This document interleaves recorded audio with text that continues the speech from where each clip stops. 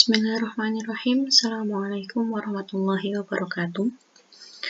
Baiklah, kami dari kelompok pertama, saya Sugiala Indah Wahida dan teman saya Winda Holifatunisa akan mempresentasikan mengenai manajemen dan administrasi pengadilan agama.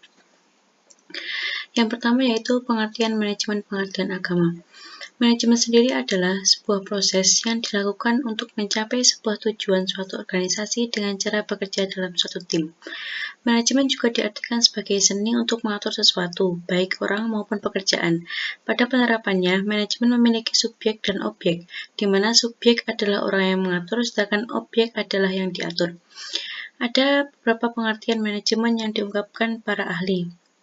Yang pertama dari Mary Parker F. Manajemen adalah suatu seni, tiap-tiap pekerjaan bisa diselesaikan dengan orang lain. Yang kedua, menurut George R. Terry, bahwa manajemen yaitu suatu wadah di dalam ilmu pengetahuan, sehingga manajemen bisa dibuktikan secara umum kebenarannya.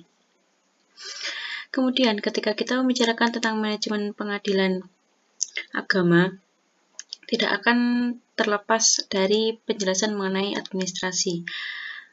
Pengertian administrasi sendiri dalam arti sempit merupakan penyusunan dan pencatatan data informasi secara sistematis dengan maksud untuk menyediakan keterangan serta memudahkan memperolehnya kembali secara keseluruhan. Dalam arti luas, pengertian administrasi menurut Nelly Yang Ji adalah segenap rangkaian kegiatan penataan terhadap pekerjaan pokok yang dilakukan oleh sekelompok orang dalam bekerja sama mencapai tujuan tertentu. Menurut jenisnya, administrasi pengadilan dibedakan menjadi dua, yaitu administrasi umum dan administrasi perkara atau administrasi kepaniteraan. Sedangkan menurut penanganannya dilakukan oleh sekretaris dan panitera.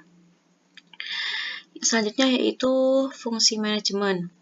Yang pertama ada fungsi planning atau perencanaan, yaitu suatu proses untuk menentukan tujuan dari perusahaan atau organisasi dalam bentuk visi dan misi baik jangka panjang dan jangka pendek. Selain itu, strategi-strategi yang harus ditempuh juga sudah harus ditentukan dari awal supaya dalam pelaksanaannya akan mudah untuk mencapai tujuan perusahaan. Yang kedua ada organizing atau mengorganisasi. Fungsi ini berguna untuk mengorganisasi atau mengatur orang-orang yang ada dalam organisasi atau perusahaan tersebut supaya mereka dapat menjalankan peran dan fungsinya masing-masing dengan maksimal. Ketiga ada staffing atau penempatan.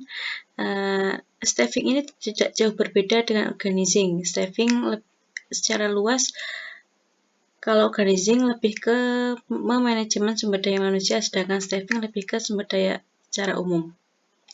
Keempat ada coordinating atau mengkoordinasi. Coordinating ialah suatu fungsi yang bertujuan untuk meningkatkan efisiensi dan efektivitas kinerja, membuat suasana dalam lingkungan kerja menjadi dinamis, sehat, nyaman, dan lain-lain.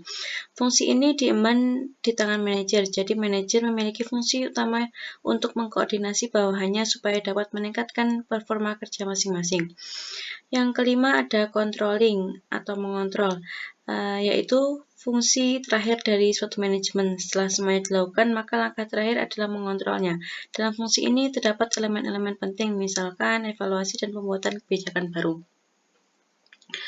Yang selanjutnya akan dijelaskan oleh Mbak Winda.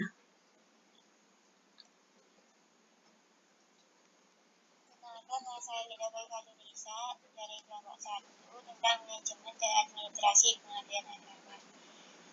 Kali ini saya akan mempresentasikan tentang tujuan manajemen pengadilan agama dan prinsip manajemen pengadilan agama.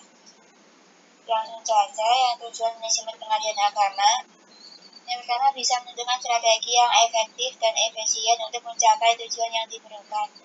Yang kedua, melakukan evaluasi kerja dan mengkaji ulang tentang situasi yang terjadi dan bertujuan untuk melakukan penyesuaian strategi jika terjadi hal-hal yang di luar strategi.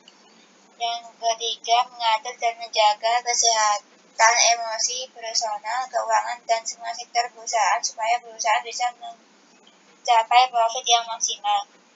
Yang keempat, ada mengevaluasi dan meninjau kembali kekuatan, strength, kelemahan, weakness, peluang maupun ancaman yang ada. Yang selanjutnya ada prinsip manajemen pengadilan agama. Yang pertama ada disiplin.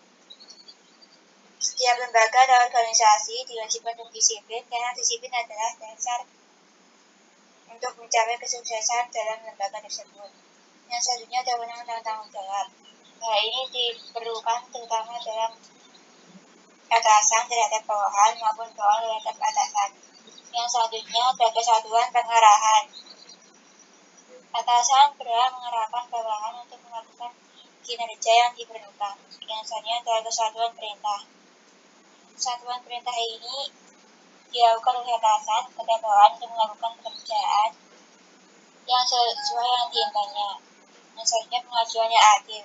Pengajuan yang adil ini karyawan mendapatkan gaji atau upah yang sesuai dengan pekerjaan yang diinginkannya. Yang selanjutnya lebih mementingkan kepentingan umum atau organisasi daripada kepentingan pribadi. Dalam organisasi atau lembaga diwajibkan untuk mementingkan kepentingan organisasi daripada kepentingan pribadi, baik atasan maupun dari bawahan. Yang selanjutnya ada hierarki. Yang selanjutnya ada pemusatan. Yang selanjutnya ada keadilan.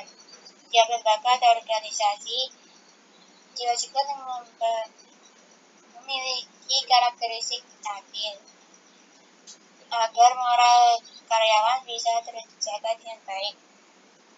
Misalnya tata tertib. Tiap lembaga punya tata tertib sendiri sesuai dengan tujuan lembaga tersebut. Yang selanjutnya inisiatif. Tiap karyawan berhak memiliki inisiatif terhadap tugas yang diembannya, tetapi memiliki batas-batas tertentu. Misalnya ada stabilitas kondisi karyawan. Stabilitas kondisi karyawan ini menjelaskan bahwa karyawan itu dipilih untuk dipilih yang terbaik. Yang selanjutnya ada semangat untuk bersatu. Semangat ini diwajibkan dipenuhi untuk setiap lembaga agar lembaga itu bisa maju. Yang selanjutnya ada semangat untuk pembagian kerja. Pembagian kerja ini diwajibkan untuk tiap-tiap atasan maupun bawahan dalam bekerja. Dan sekian presentasi dari saya.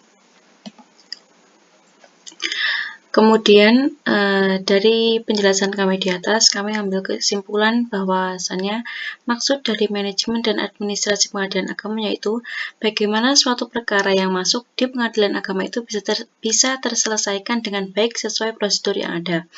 Karena pengadilan agama merupakan salah satu pelaksana kekuasaan kehakiman bagi rakyat yang mencari keadilan yang beragama Islam mengenai perkara tertentu, yang dimana pengadilan itu memiliki tugas dan wewenang dalam memeriksa, memutus, dan menyelesaikan perkara di tingkat pertama antara orang yang beragama Islam di bidang perkawinan, waris, wasiat, hibah, wakaf, zakat, infak, sedekah, dan dalam perkara ekonomi syariah. Dan dalam penyelesaiannya harus dilakukan sesuai prosedur manajemen dan administrasi yang runtut dan sesuai. Baiklah, demikian presentasi dari kami. Apabila ada kurang lebihnya, kami mohon maaf yang sebesar-besarnya. Akhir kalam, wassalamualaikum warahmatullahi wabarakatuh.